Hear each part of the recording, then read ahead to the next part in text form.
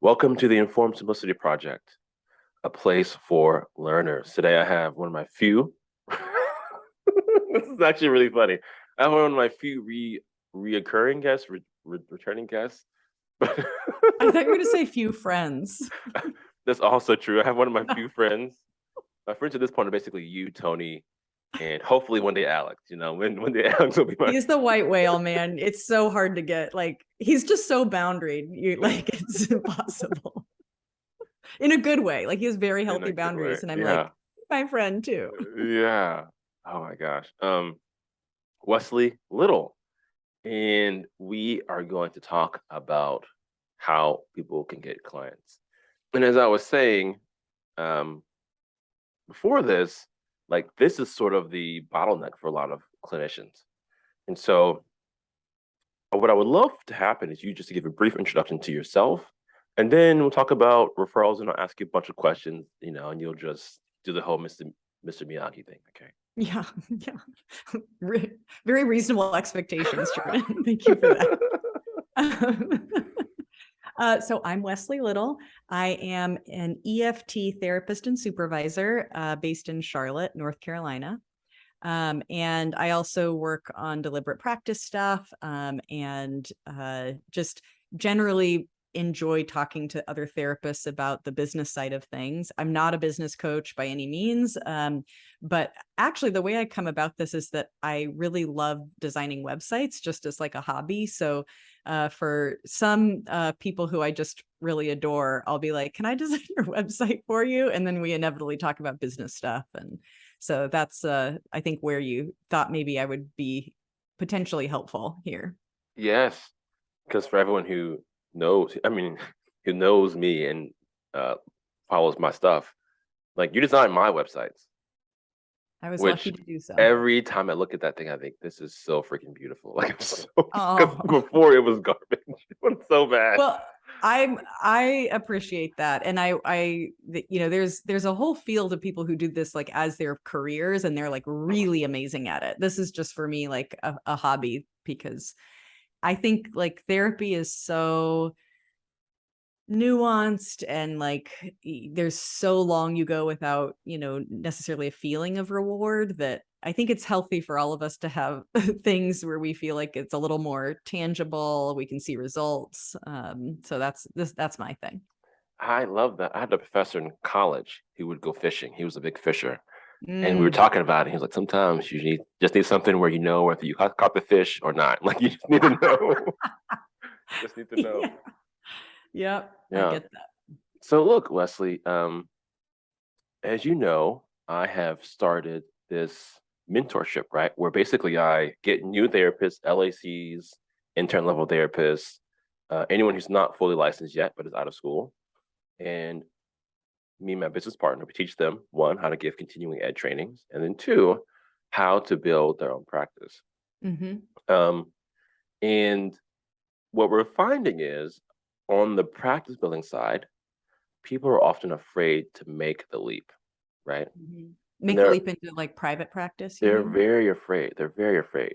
Hmm. Um, and one of the biggest fears they have is how do I get clients? Hmm. How do I get clients? And I think this is also a really vulnerable place for people because oftentimes when they ask other clinicians, they ask people who have successful practices, but they've built their practice by starting at a group practice and then just going off on their own after they have this big caseload. Hmm. And so when these new therapists ask these older therapists like, how do you do this? The answers that they give are all bad answers because they didn't really Hmm. have to do it. Hmm. Hmm. So I think my first question for you is like, if I'm a new therapist and I'm like terrified to take this leap, or I have taken the leap and I'm like, what the heck do I do? Um, like, yeah, how would you respond to that? Well, first, it's just normalizing that, you know, we just got master's degrees in how to be therapists, but master's degrees in how to run a business and how to market is not what we just did. And so this is a skill set, and it's one that I think takes time to learn. And I don't know anyone who is like crushing it out of the gate of like how to market or get clients unless you just innately are very sales oriented.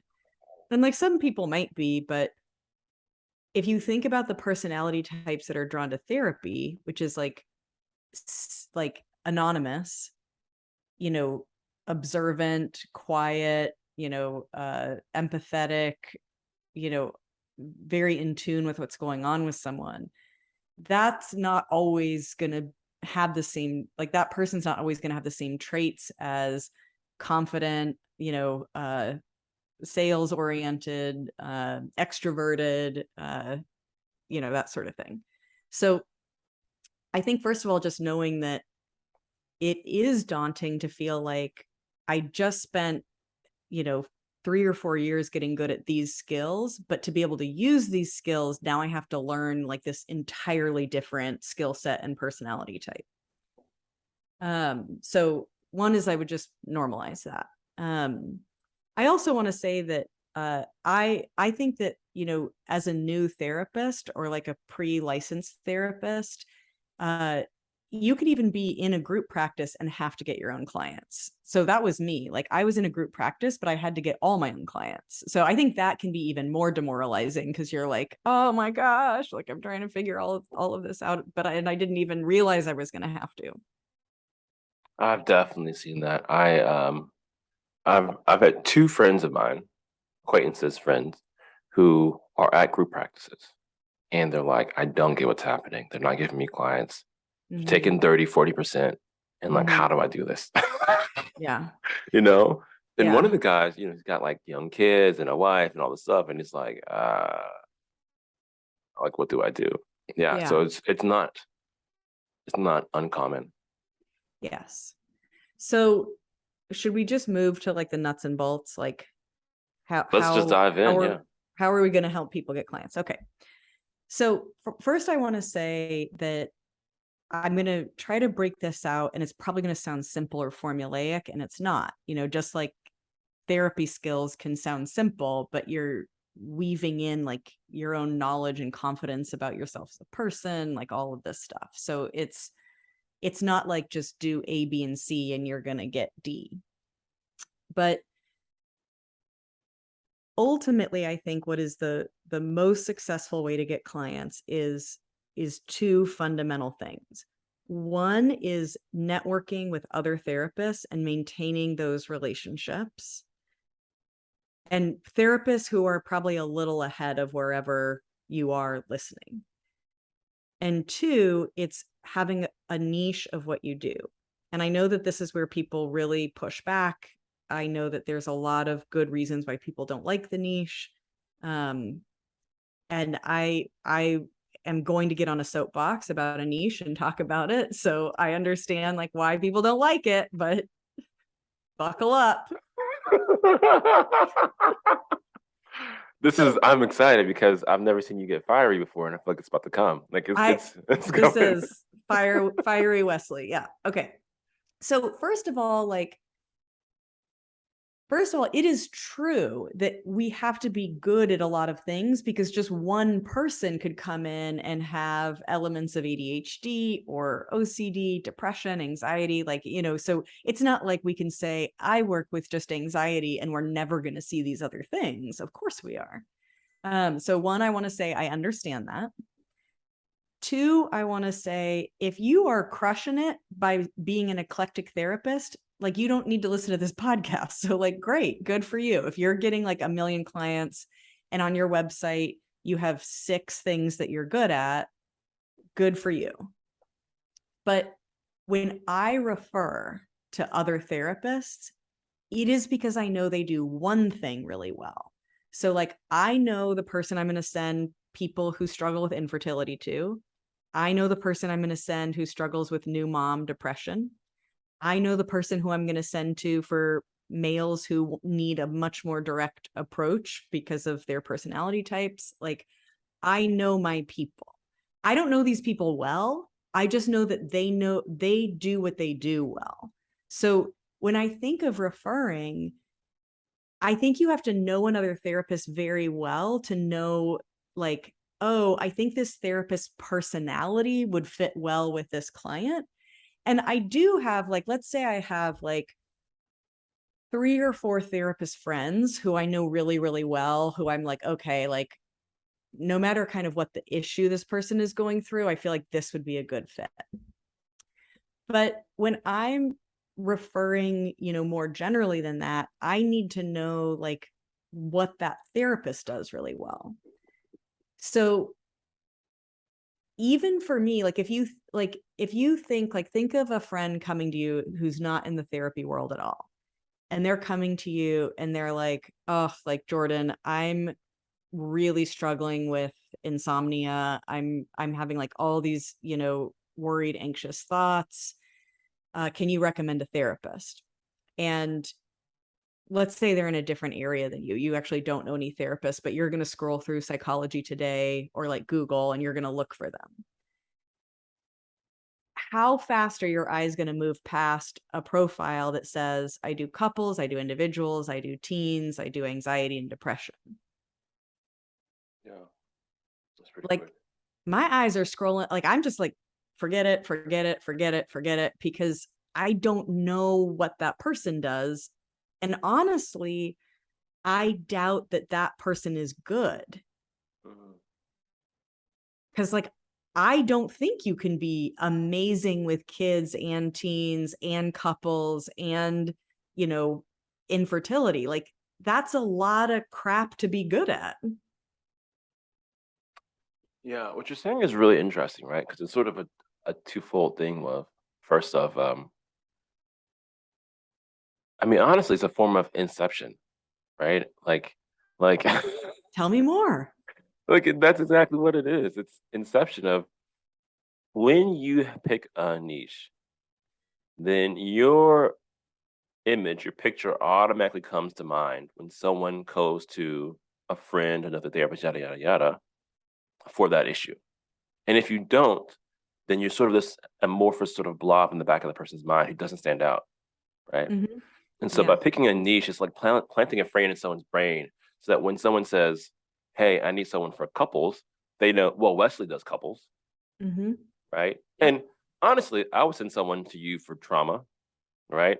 I'd Hmm. send people to you for a bunch of different things besides couples. But if Hmm. someone says, actually, this is actually more true. When someone says, "Who would you go to for EFT deliberate practice or EFT supervision?" First thing that comes to my mind is you. It's Hmm. because you occupy a niche in my Hmm. brain, and you're inviting us to do the same. Hmm. And then the second thing is, I think, really also interesting of like, what are you actually good at? Like, let's sort of be honest, right? And some of that I think is skill, and some of that's also like knowledge, right? Like there are certain things about being black that like sometimes you want a black therapist. And Hmm. talking to a person an hour ago about specific issues around like the transition to like motherhood. And you know what? Like, I don't think I've botched any of my motherhood clients, but like Hmm. I didn't know about all the things that she was telling me about. So, but she knows, right? Yeah. And so, yeah, she'd be the perfect fit for that person. Yeah. I mean, but I do think your point is a good one, which is, you know, we occupy like different aspects that we want expertise in. So if I wanted to make sure, if I had someone who was a Black client, and I wanted to make sure that they were going to someone who had expertise in race and in being able to be a safe and informed space for them, I think that that is equally, if not more important than also the thing that they're going to therapy for. Mm, Similar to, sexual orientation or whatever. Like, so I think that that is in inherently maybe a part of niche that we're not naming and need to, which mm, is like that's also an important piece. mm-hmm. Yeah, yeah, yeah, yeah, yeah, yeah. Okay, so those are the reasons to have a niche. Yes, those are the reasons to have a niche. And like here's the thing is like fresh out of grad school, I couldn't do a niche. Like I didn't know what I wanted to do. Like I had to live in the eclectic sphere. I just had to. Like and I had a very hard time getting clients. I don't know that I had a way around that because I don't think you can advance development and just like know what you want to do. So for me, I had to do something that was uncomfortable for me, but at the time, but I think is something that was like fine and paid out later, which is I basically had to just pick something, even if I didn't know I wanted to niche in it, and just start learning it better and say, okay, I'm this therapist right now. So for me, it was working with clients with infertility. And I was like, okay, I'm interested in a bunch of things. This is one that I think is underserved in my area. I'm going to start learning about it. I'm going to start linking up with like the only other therapist I know who does it. I'm going to link up with a nurse I know who works at the infertility clinic. And I don't do any infertility work now, but for the time, it's true. But if like, it's not knowledge that's wasted, because like every now and then I get a couple in who's struggling with it and I know a lot about it. So you don't have to pick a niche and feel like this is what I have to do forever. There's just going to be organic development as you go, and no knowledge is ever lost. No expertise is ever wasted. So don't worry about like, well, what if I like learn all about ADHD and then I don't want to do that anymore? Fine, like no problem. You can switch niches and you'll have a lot of great information that will probably serve you. So here's the link. I was literally working with a guy Wednesday about this, and I was pushing him to pick a niche, and he was like, "It just feels so counterintuitive. Like the way I get Mhm. more clients is by saying that I see less." Mhm. So sort of explain the logic of how. I mean, we talked a little bit about it from um, like other therapists, but like, yeah, how would you sort of explain to someone like him of actually this is going to help you? I think exactly what you just said about the how you live in people's brains. If you say you do everything, you live in their brain as doing nothing. Like you just don't stand out in their heads because you are no different than every other therapist they look at. The only way you're going to stand out in someone's head is if you say like I do X and then they know like you do X. But honestly, I think the better reason is because I think it's more ethical. Like I think it's more ethical to focus in on, one population and get good at that. And I understand that if, like many of us have, like if you're working at a place that takes Medicare, like you cannot niche, you have to see whoever comes in, and that's fine. That's good. That's good training ground, right? This is more about like when you are ready to start your own business and you're kind of hanging your shingle and saying, this is what I do. There we Like go. I think it's a question like of quality. Like if you're referring someone you care about and you want them to get the best care, most people are going to refer someone to a specialist versus a generalist, no matter if it were in the medical field or the therapy field or like, I mean, even the physical therapy world, hyper niches. You have people who only work on pelvic floor. Like if you've just had a baby, like why on earth would you go to a generalist versus someone who works on pelvic floor? Yeah. So talk to me about the other side, right? You said the other side of this is that working with clinicians who already have who are further down the road. Yes. Now this is where I think I'm going to talk about what has worked for me, but also talk about like there are some other ways to approach it if you have a different personality type. So I am a little more extroverted. I am very let's say pursuer when it comes to like friendships and like that sort of thing. Fun fact about me is that Oh. I have asked out every person I've ever dated, including like prom dates and like dances. Like Really?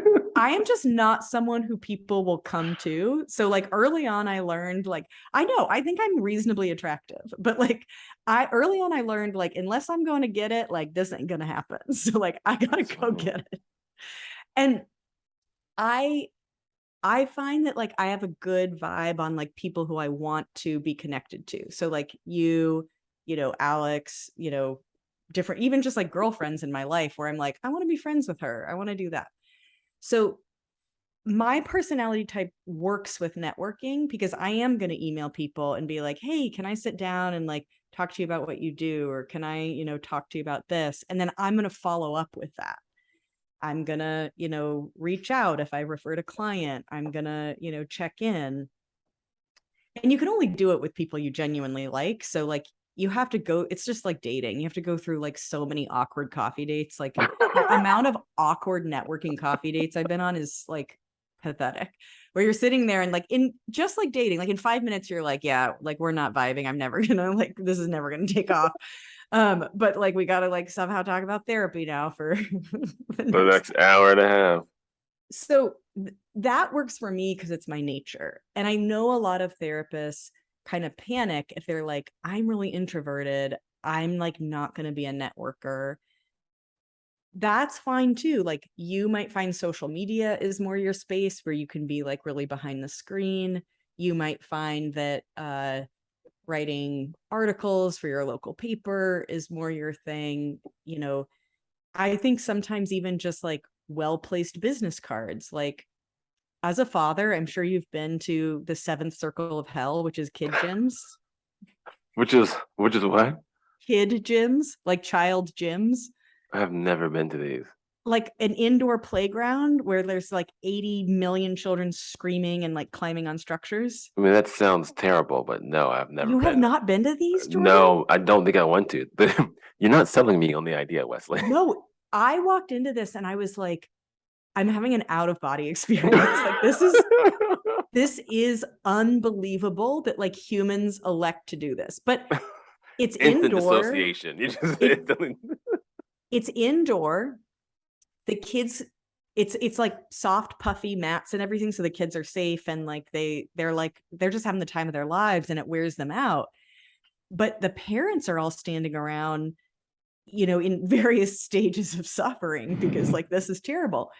And my husband, we went into these, and my husband turned to me and was like, if you dropped off a bunch of business cards here, because I'm a couples therapist, like you would clean up. And I'm like, yes, they are all suffering. Like they would all reach out to me. So, start handing them out to people oh, with a Xanax, right? Just saying exactly. Like strap them to like those little airplane bottles of vodka and like strap your business card, tape your business card to it. Here And you be like, go. you look like you need this. Um, Wesley Little Therapy.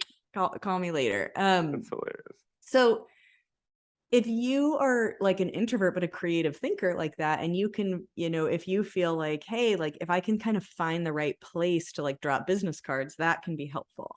The thing you can't do is not market. Like that's just like what it is. And so whatever form you choose, and like trust me, like I've done them all. Like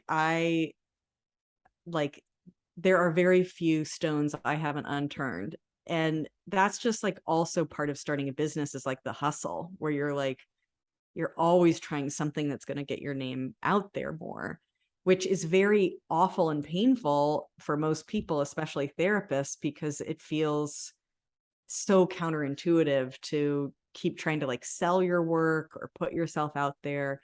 So something that helped me early on, which is a really wonderful practice builder, Allison Puryear, who does abundance practice building. So like anyone listening, like go check out abundance practice building because she's all over social media, great website, all that stuff.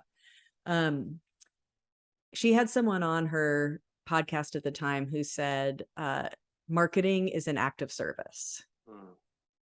And that really, really helped me think of it that way. Like marketing is an act of service, because there are so many people who need to know that you're there and need to know what you do. And if you don't let them know that this is a service, they don't have that as an option. So, I think the other hard part is that we're selling something that's not guaranteed. It's like not like you're selling, I don't know, a stereo and you're like, this works great. I feel like we're selling something that's like, maybe this will work. Like if you're in the right place and I'm really on top of my stuff, like, maybe in a year, like you're gonna be feeling better, maybe not. And so I Depends on your think stage of that change. Yeah. so that's the part where I feel like it's also hard to say, like, what am I really selling here? But you're selling what I think we're selling as therapists is the opportunity to see if this will help you feel better. And if you don't know about this opportunity, like you don't even get to try, if this will help you feel better. What do you so I mean, you obviously have a bias and you've done I think a really beautiful job of saying, hey, this is my bias, and also this is what I've seen work, right? And Mm-hmm. there are other ways. What do Mm-hmm. you feel like is the fastest way? Right? Because I'm thinking about people who are doing the whole 0 to 1 thing, right? Like Mm-hmm. I think so. A buddy of mine and my business partner, we've actually built a referral calculator. And so Mm. you put in some of your numbers, and it tells you how many clients a week you need to get full, Mm-hmm. and actually, if you can even get full, Mm. right? Because depending on different factors like session length, like sometimes you actually can't get full. Wait, what do you mean? Yeah, I just recently wrote a blog post about this. Basically, if you get 2 new clients a week, and let's say that 3 out of 4 of them stay for 10 sessions, you never get past 16 clients, Mm. right? So if a full caseload for you is 20 people, Mm-hmm. at that rate, like it's just never going to happen, If right? you only get 2 new clients a week. Hmm. But that's factoring in, like, if like you also have this amount of drop off, right? Yeah. So if your average client stays for about ten sessions, then Okay. your drop off rate is just too high. Okay. Okay. Yeah. Yeah. But I said that to say part of the calculator that he built and I've been promoting is also looking at um like this because we want to solve this problem. And so Mhm. what we're finding is if you also have 7, 8, 9 clients, then they buoy you enough that you can actually build a practice off of that. Right. Mhm. So there's even different stages in this. And so for the person who's starting off with nothing, Mhm. right?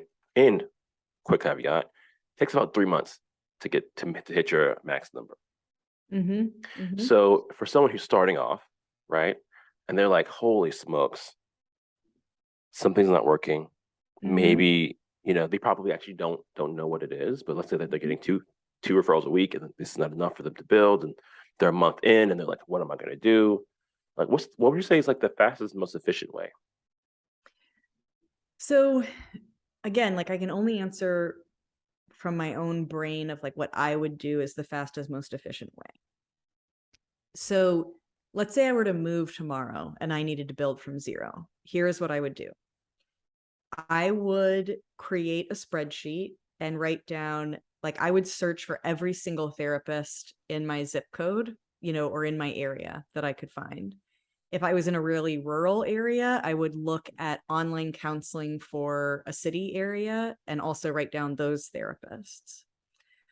I would have a structure for myself where I reached out to a therapist every single day.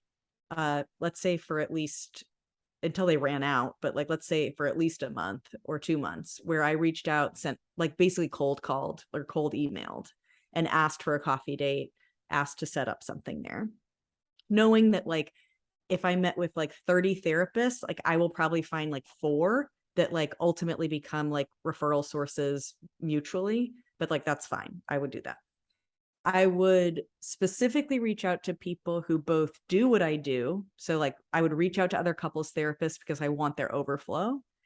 And I would reach out to people who are adjacent to what I do. So, working out, like talking to probably a lot of Infertility child. clinics. What? I mean, I would imagine infertility clinics, For, schools. for me, it would be child therapists because, Mhm. like, the child therapists are going to see the problems the parents have. And then they're immediately going to be like, you guys need therapy, but this is for the child. Here's a couple of therapists that I would talk to. So I would say like child and teen therapists would be like my first adjacent group. that I would go to. And so I would definitely like discipline myself that like every single day I'm going to reach out, I'm going to return emails quickly. I'm going to set things up, to meet up with them. And I would also put reminders in my calendar. Like if I have a coffee date with someone, I would put a reminder in my calendar that like in a month to like follow back up with them, check in, if I like them, see if they want to like, meet up again, something like that. I would work on some aspect of writing, whether it would be like writing a blog post once a week just on my website, speaking to my ideal client in my niche, or writing an Instagram post, doing it via social media. All of these things are extremely unrewarding upfront, and it's very tiring to do all of this stuff with like very little kickback. But what I see from the really successful people is like consistency. If you just like keep doing that thing over and over and over and over, like it's going to pay off. What typically happens for all of us is that like we try a couple and then we get tired, nothing really happens, so we don't do it for a couple months. But that consistency is, I think, really important to building the caseload. So those are the main things I would do up front. And then depending on, how niched I am, I might like ask around to like group practices and say, hey, do you want me to come and do like, 15 minutes at your staff meeting on couples therapy? Or reach out to an addiction center in the area and say, hey, do you want me to come and do some sort of presentation on like the thing that I do? I love that. I mean, it's basically like the blueprint, right? Like it's like here's the cheat sheet. I mean, I'm It's actually really gonna, hard. It's yeah. really hard and tiring. Well, and I love that you said that because I think we've all been through that, right? Of you're doing this thing, you do it for a week, you see no results, and you're like, this is miserable. It just kind of it's like this gut punch. And I'm actually gonna do the thing that no podcast host should ever do, but I'm gonna like totally I'm gonna push something that you said, but in a different direction. Yeah. Okay. Because you're talking about consistency. I'm a big fan of consistency. I think it's like one of the mortal superpowers that people like need but don't have. Like it's so important. But Oh, I I think what love you're also that. talking about, Mortal it kind of superpower. is. Like for So average cool. people, consistency is like a superpower, you know? Um, but what you're also talking about, I think, is this term of this idea of like volume. Mm-hmm. Like it takes more reps than you think it will take. Mm-hmm. And I mean, I'm assuming that if you could do like if you did this every day for 3 months, you'd talk to 90 people. And if you could do 3 a day in a month, you'd probably be in the same place.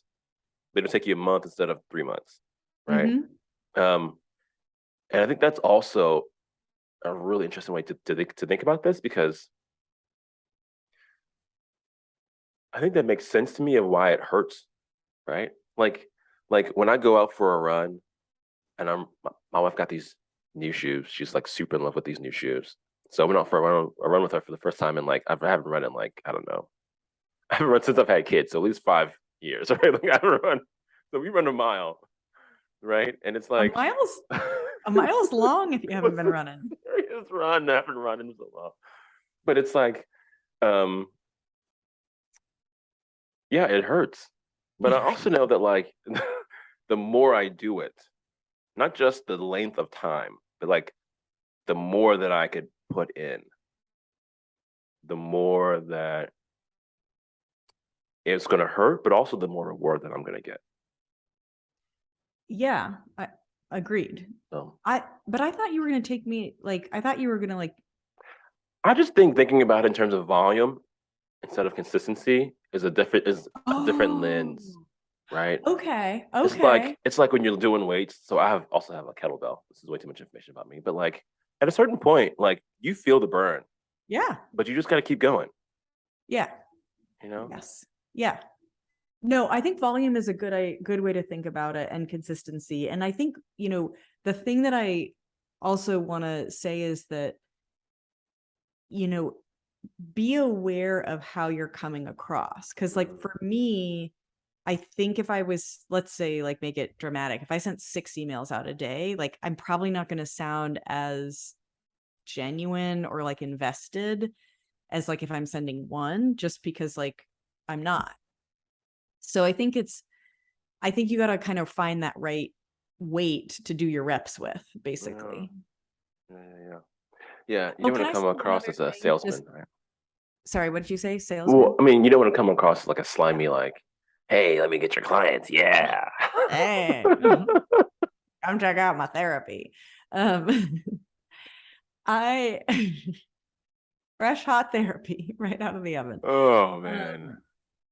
Um, I am obviously a big believer in a good website.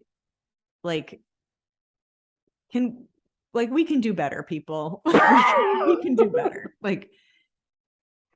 There are so many bad websites out there. Like get yourself a Squarespace account, spend a weekend learning it. Squarespace makes it almost impossible for you to have an ugly website. Just do it. I think a lot of the newer therapists are going to be adept at this. I just think like, let's put a little effort in the website realm. For sure.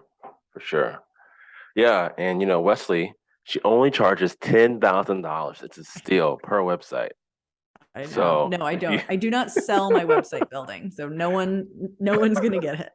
I really wish that you would. I think you would do a lot of good. I think you do a lot of good for a lot of people, myself included. Right, I'm in that box as well. Okay. Well, Wesley, thank you. I think this has been phenomenal. I want to be very respectful of your time. Can I ask you one more question? Yeah. So, how specific of a niche should you have, right? Like you Hmm. can do couples counseling, Yep. or you can do couples with affairs, right? Or you can Yep. do couples with disabled kids, or you can do Mhm.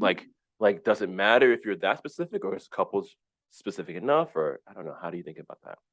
I think it depends on how big you want to get, Mm, both in terms of like if you like bigness in our world means either expanding a group practice or getting famous and doing like, I mean, therapy famous, but like, books and speaking circuits and workshops and that sort of thing. yeah, yeah.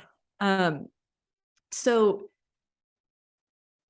you know, if you hear about like, hey, there's this, guy in Arkansas and he just like does the most amazing couples therapy with people who have been through affairs, you know, people will fly to Arkansas and do workshops and people will do that.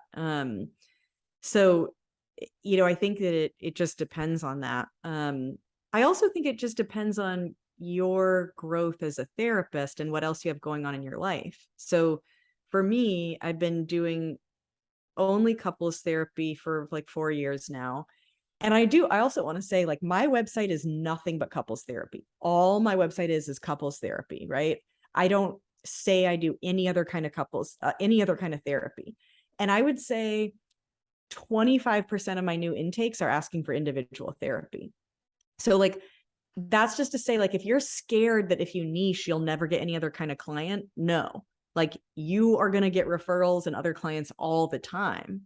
That just blows my mind. Like, it blows my mind that my website can say, like, I see couples. Like, that's my banner. And like, I get individuals reaching out. So fear I've had the not. same thing happen this week. It's very bizarre. You're like, how Yeah. does my website appeal to you? I think it's because they're seeing that you are there. First of all, they're seeing your personality a little bit through the website. They're seeing that you are good at something. And they're like, there's something about this guy that makes me feel like I might want to see him. Mm. So yeah, I think where was I going with that? What did you ask? And what was my Before I cut you off, no, what was my tangent? It's the end of the week, Jordan. Both of our brains. I'm Oh, fried. oh, oh, oh, depends on where you are in your life. Okay. So I've done couples therapy for like 4 years and like I love getting better at couples therapy. I will continue to get supervision with couples therapy, but I can feel that I'm ready for more of a niche than this. And so I'm like, yeah, like for me, I'm really interested in neurodiversity. So I'm starting to do a lot more with ADHD and Asperger's and just looking at the world of neurodiversity. And so that's kind of my next direction, is couples work in that realm. Mm. Wesley, I could talk to you for hours. We'll have to have you back on again and talk more about niches and all of this stuff.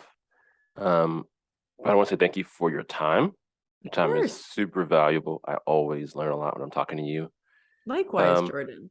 where can people find you if they want to send you a client, right? If they want to fly it and work with us, the best, right? Or Yeah. even better, if you want supervision on EFT, definitely go see Wesley. Like, how do people contact you?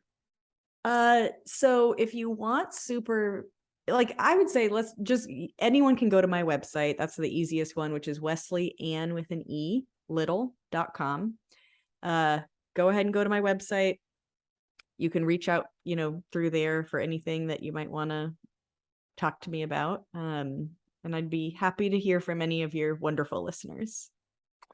Well, And thank you. before we go, I Absolutely. do want to normalize, like, the first 3 years where I was going from zero and I couldn't really niche because I didn't know what I wanted to do. It was really only towards the end of those 3 years that I could even like go towards the infertility niche, because you come out and you're like a newborn baby in the world, come out of grad school. I You're also desperate to get hours for licensure. Jordan, like, I would go, like, I'm it's weird to say I would go to church, because then I'm like, oh God, people are going to have all these like different assumptions about me. Like, I'm just think of me as like a hippie going to church. Okay. So like, I would go to church and just sob. Like, I would just sit in the pew and like sob because I felt so helpless. Like, I could not get clients in. And that's where I feel very passionate as an established therapist that when if any young therapist reaches out to me, or new therapist, I always make time to meet with them. If I think that they have any sort of therapy chops whatsoever, I refer clients to them, because I really think in our field, like, it's very, very hard to do this. It's not set up. It's not like medical field where you're going through residency and then you kind of get plugged into this system and, all of this stuff. So please know that, like, if you are in like the dark valley right now, it is just it is unfortunately normal, and it does take a long time for me and for a lot of people to figure out, like, what's my way of marketing, what's my way of niching, how do I even feel confident enough to do this. So that's just, I just want to I don't want to make it sound like I came out of grad school and I'm like so confident and amazing, and then I had a bunch of clients like sobbing weekly about this. Yeah. I love that, because what you're saying is that you have a heart for these people, right? That you've been there. Yes. Yes. That's why it's such a passion of yours, because you don't want people to go through the same pain that you had to go through, right? And especially without Yes. knowing what the map was, because you had to sort of figure it out. So that's why we're doing this. Yes. Yeah. I think, yeah, what you're giving people, is so helpful, because yeah, we need to sort of shepherd, right? Like, here's more of a map, but yeah, I mean, it's not easy to know yourself, and that's what marketing is. Marketing is knowing yourself, and like, that's not easy. That is also a developmental piece. Yeah. Wesley, again, thank you so much. Yeah, I'll have you back on soon, okay? Yes, thank you, Jordan. I always love talking to you.